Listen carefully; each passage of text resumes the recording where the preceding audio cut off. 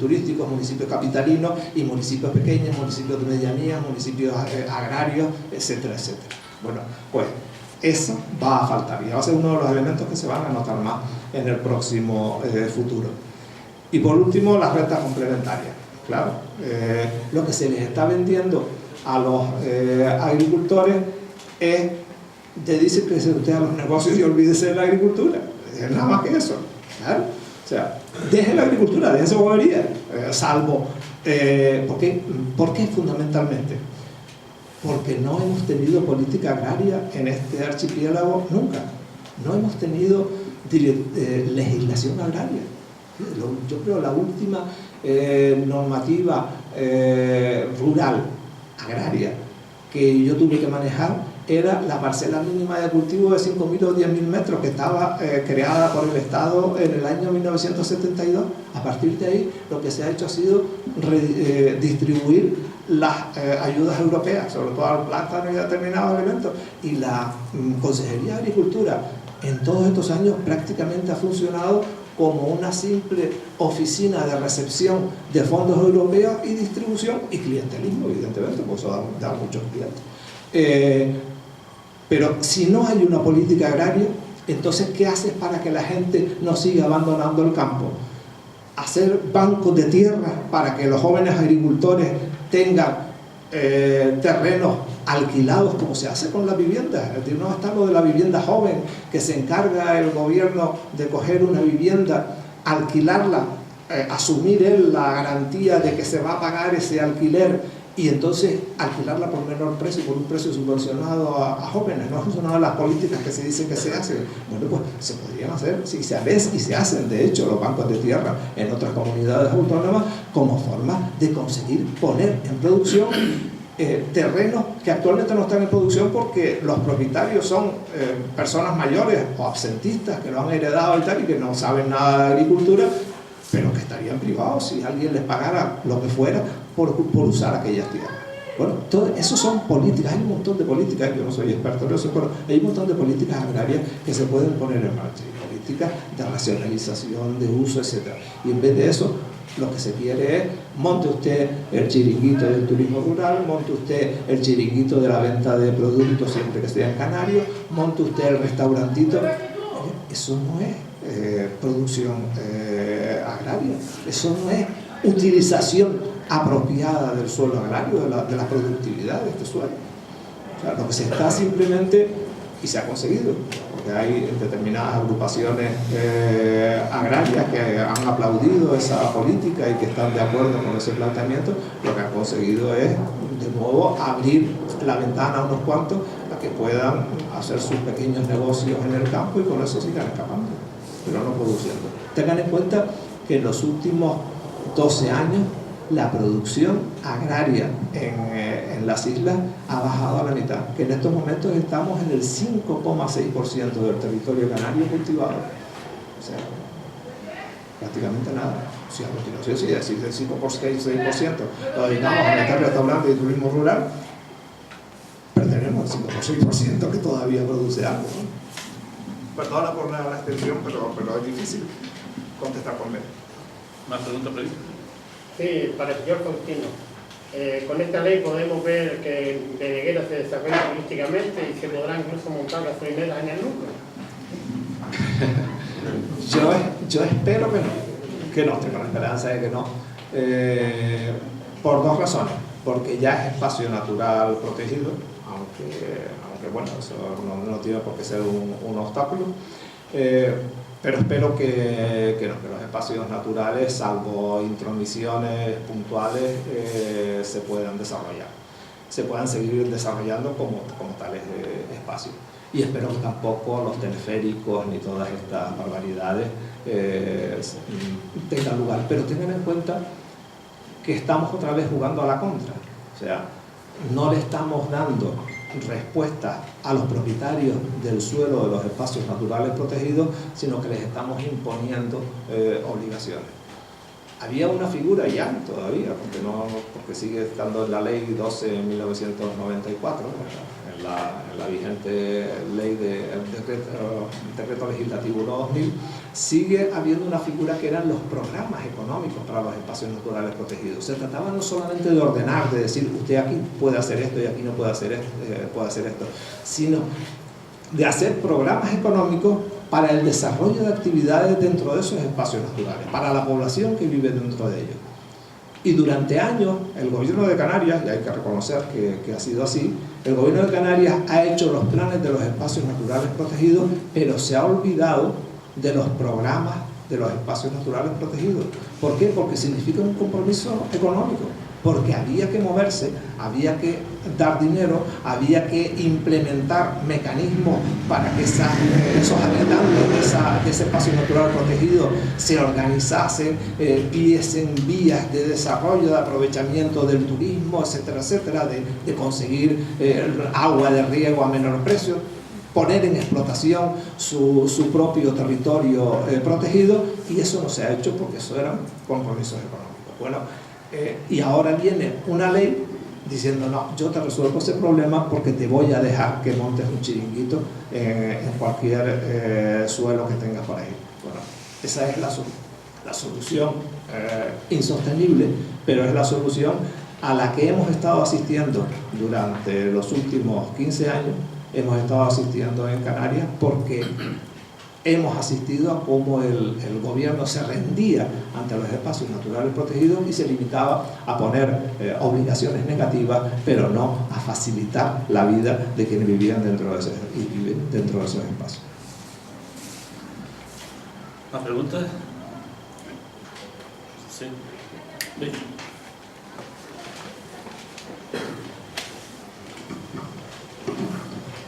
Bueno, en primer lugar, muchas gracias. La verdad es que me surgieron un montón de cosas lo que se ha planteado. Yo creo que ha sido muy ilustrativa la charla, ¿no? Toda, además, no entrar directamente a hablar de la ley del suelo, sino ver en primer lugar pues todo lo que está suponiendo la crisis ecológica que estamos viviendo, ¿no? Lo que pasa es que quería yo plantear que a lo mejor tenemos que ir un poquito más allá de la cuestión del mero desarrollo sostenible. Bueno, usted bien ha dicho, no solo medioambiental, sino que también es necesario un desarrollo más sostenible en lo social, ¿no? Y en lo económico. Pero simplemente quería introducir una cuestión que desde el ámbito del feminismo, del ecofeminismo y tal, comentamos, y es esto, que no solo estamos asistiendo a una crisis ecológica, sino una crisis también de cuidados, ¿no? De cuidado.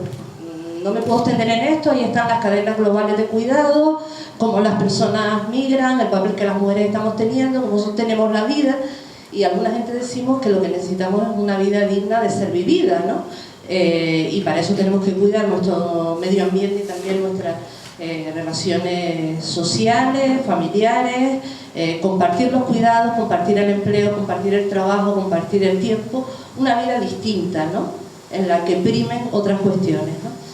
Le quería entonces preguntar si frente a esta voracidad capitalista, que es lo que en el fondo se impone, ¿no? En general, y con esta ley del suelo en particular, ¿qué opinión tiene usted? Si simplemente nos vale como hablar de desarrollo sostenible, o como otra gente plantea, tenemos que hablar de decrecimiento, no solo de parar, sino de decrecer.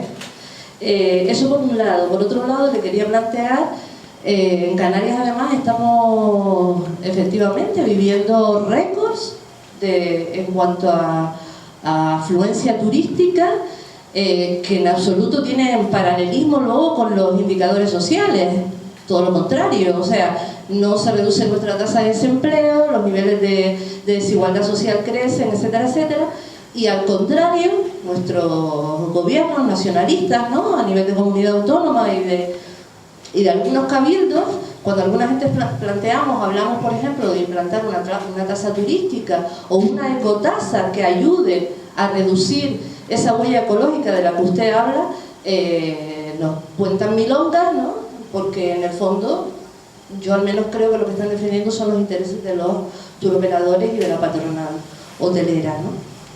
Y además porque es paradójico, ¿no? O sea, en unos momentos en que tanto el gobierno estatal como el gobierno canario, en muchos sentidos, ¿no? Quiere, al menos en los cabildos, centralizar competencias que permitan políticas clientelares en algunas cuestiones sociales. Sin embargo, en la cuestión del suelo han ido todo lo contrario, justamente a descentralizar y a permitir, lo que usted muy bien ha explicado, que los municipios tengan mano libre para hacer lo que quieran, ¿no?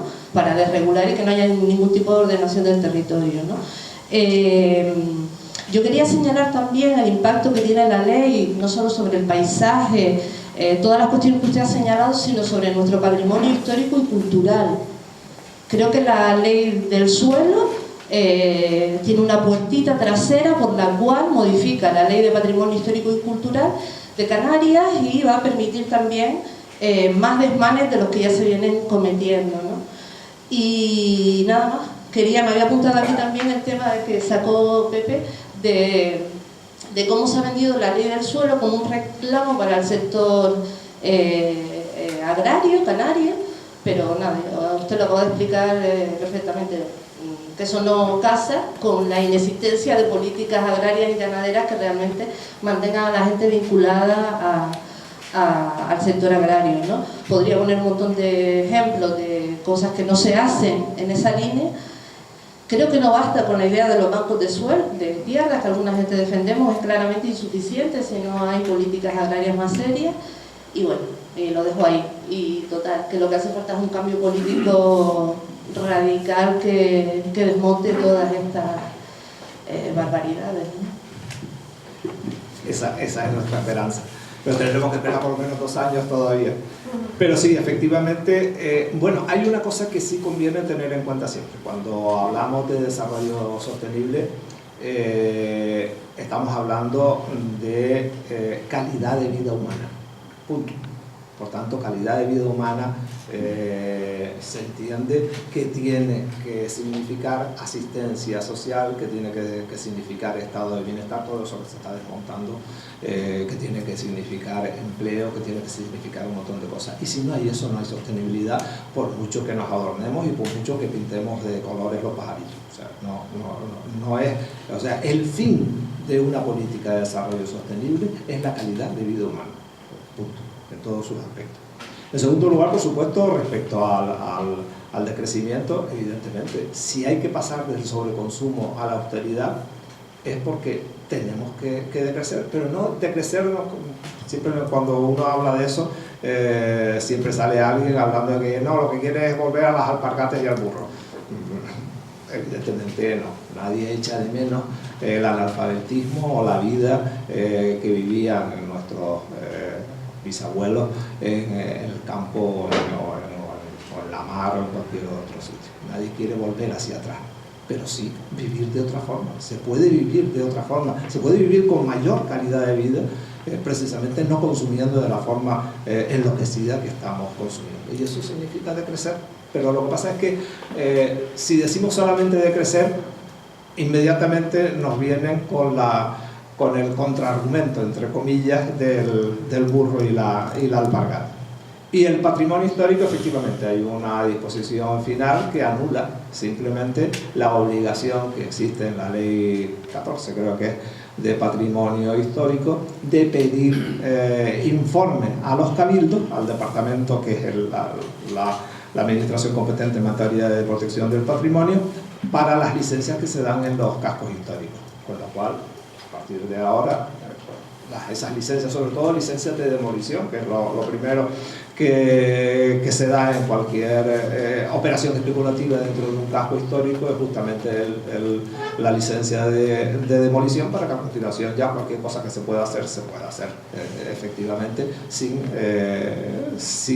ningún obstáculo. Y eso se va a lograr simplemente suprimiendo, como se ha suprimido, los informes preceptivos de los cabildos. O sea, son pequeñas cosas, es que son cosas que a veces parecen estar pidiendo a gritos el nombre y el apellido de quien dijo que eso se pusiera ahí, porque parece que hay cosas casi personales, vamos.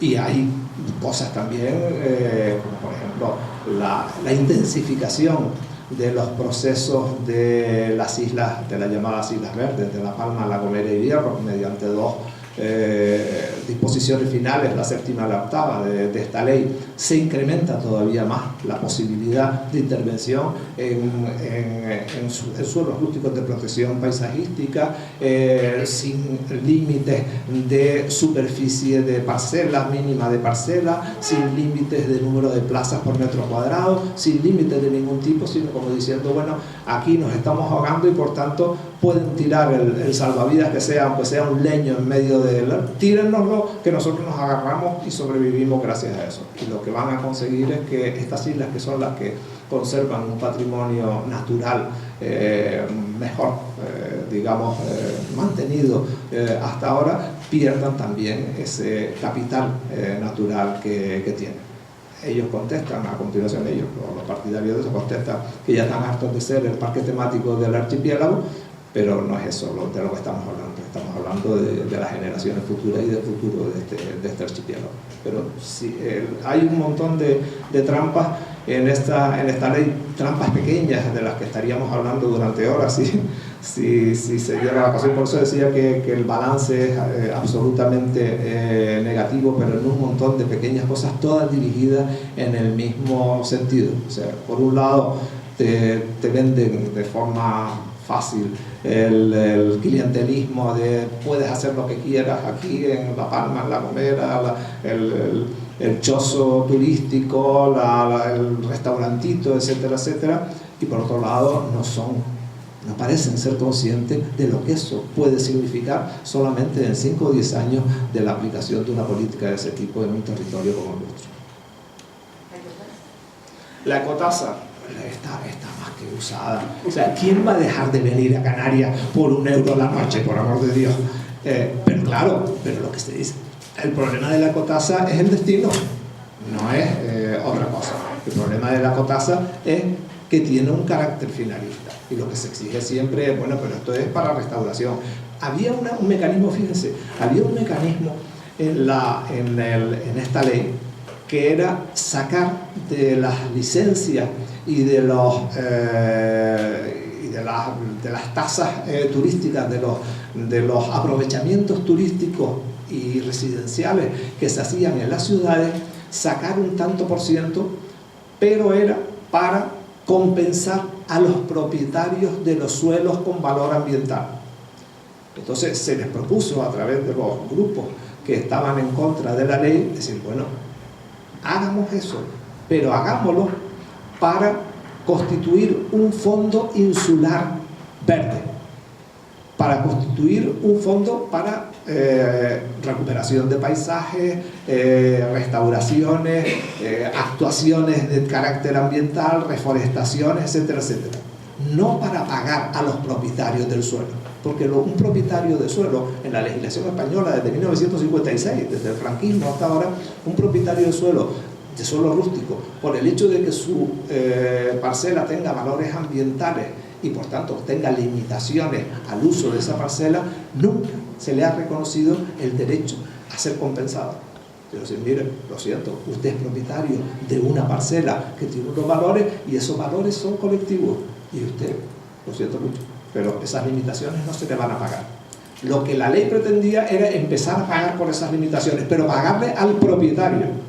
O sea, al conde, por Amurga, le iba a entrar una pasta gansa sencillamente por no hacer nada. No tenías que hacer nada, simplemente ser el propietario de un suelo de carácter ambiental. Se dijo, no, mantengamos esa fuente de riqueza, pero empleémosla a través de los cabildos en un fondo insular. La quitaron de la ley, pero quitaron la compensación a los propietarios, pero quitaron el fondo insular también. No aceptaron eso. Bueno, pues eso era una forma no de ecotasa, pero era una forma también de conseguir reequilibrar, de conseguir cohesionar, de conseguir sacar dinero de donde se produce inmobiliariamente para compensar justamente a aquellos ámbitos que pagan, de alguna forma, pagan el hecho de ser paisaje de esa industria turística. Pero ya digo, la ecotasa está más que comprobado que no causa ningún daño. Lo que pasa es que los hoteleros no la quieren, los turoperadores no la quieren y no se hace.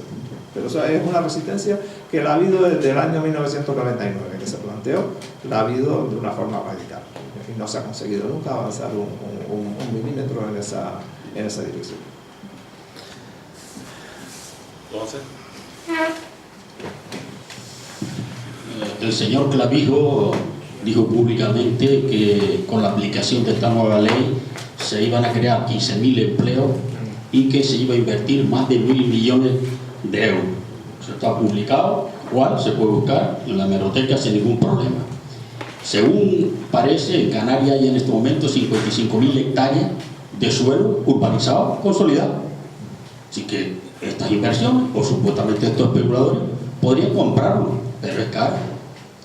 Y también hay 7,5 millones de metros cuadrados de suelo industrial, qué casualidad, que tampoco está utilizado. Entonces, ¿de dónde se va a producir esta riqueza?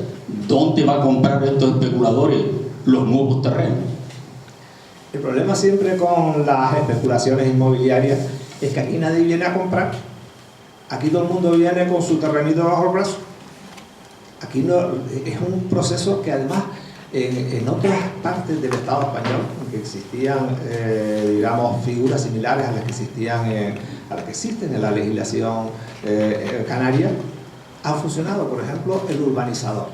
El urbanizador en Valencia, en la Comunidad Valenciana, ha sido un escándalo. El urbanizador era un paracaidista que aterrizaba en un determinado terreno. Este terreno me gusta para hacer una promoción. Es suelo urbanizable, se puede hacer una promoción, pero los propietarios son fulanito y sutanito, muy bien. Yo aterrizo ahí, el ayuntamiento expropia, yo pago y desarrollo eso. Eso fue en la Comunidad Valenciana, hubo hasta interpelaciones en el Parlamento Europeo, porque muchos de los expropiados, o bastantes de los expropiados, eran extranjeros y se quejaron porque era poco menos que una confiscación. Oye, eso es la ley, la legislación, no se trataba de confiscar a nadie, se les pagaba normalmente como se paga cualquier terreno expropiado en España, que normalmente se paga bastante bien, en general, sobre todo en tiempos malos. Es una suerte que te expropien, digamos, hoy en día. Pero bueno, lo que importaba era que esa figura la tenemos también en la legislación canaria, no se utilizó ni una sola vez. Lo que en Valencia fue un escándalo, aquí fue un desconocido absoluto. ¿Por qué? Porque aquí estamos acostumbrados a tener el teléfono del presidente o del vicepresidente del gobierno y llamar directamente para que vamos a dar bobería. Y por tanto, tener el terreno, diciendo, no, yo lo que quiero hacer es esto aquí. Aquí. ¿Por qué? Porque es el terreno de mi familia, porque es rústico, porque no me han querido, en el ayuntamiento no me han querido clasificar como urbanizable. No, mire, es que aquí en Marinaga, en donde sea, tiene usted una superficie industrial donde usted puede comprar. No, yo eso no lo quiero. Yo lo que quiero es hacerlo aquí, en donde yo. ¿Por qué? Porque ese es el terreno que yo tengo. Entonces, bueno, pues una mentalidad así es difícil. O sea, no, aquí no tenemos, digamos, empresarios inmobiliarios serios, hablando mal y pronto. Aquí lo que tenemos son mercachifres inmobiliarios, o sea, gente que lo que quiere es dar el zapatazo y asunto concluido, y que además, como te descuide, al día siguiente lo vende. Acuérdense de los célebres hipermercados que, ¿cómo se llamaba aquel hombre? El veneno, le llamaban por mal nombre. Mauricio, José Carlos Mauricio. Acuérdense de la adjudicación que hizo de hipermercado a empresas canarias. Le tocó una a Cruz Mayor, le tocó otra a Hiperdino, le tocó otra, no me acuerdo a quién. Vamos, a Hermano Domínguez. A los 3 meses estaban todas vendidas. Bueno, antes de construir nada, estaban todas vendidas al campo, a, no sé, a Carrefour y tal y cual. Claro, ¿por qué? Esos son nuestros capitanes de industria que llaman, ¿no? Bueno, es una desgracia con la que tenemos que convivir. Esperemos que poco tiempo. Bueno, ya se debatido del tema. Bueno, yo creo que ha sido una charla bastante amena y la pregunta creo que ha sido también buena y la respuesta, ¿no?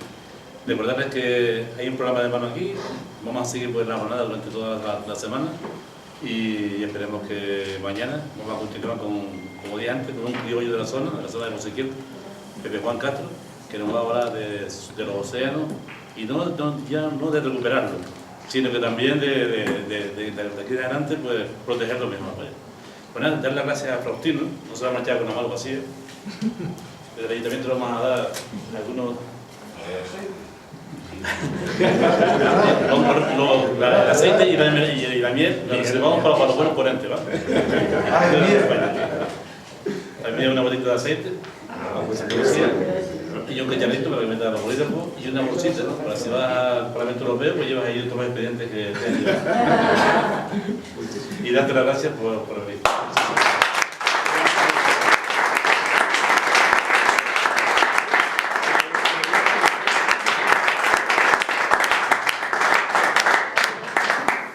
Que note que antiguamente lo que daban era una estatua o una cosa así. Era pesadísima y no se podía mover, así de